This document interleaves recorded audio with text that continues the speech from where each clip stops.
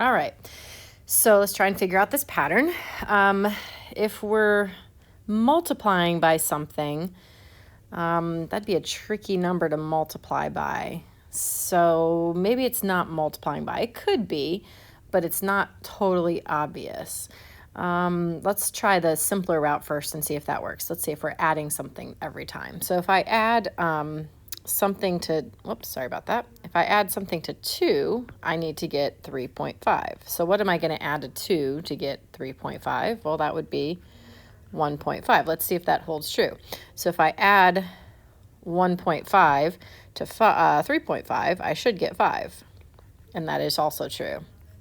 Add 1.5 to 5, we get 6.5. So let's continue that pattern. So now I'm going to add 1.5 to 6.5, and I'm going to get 8. Let's add 1.5 to 8, and I'm going to get 9.5. And then finally add 1.5 to 9, and we'll get 11.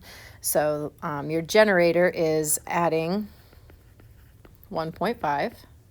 Next 3 terms, let's write those in our table. And then plot.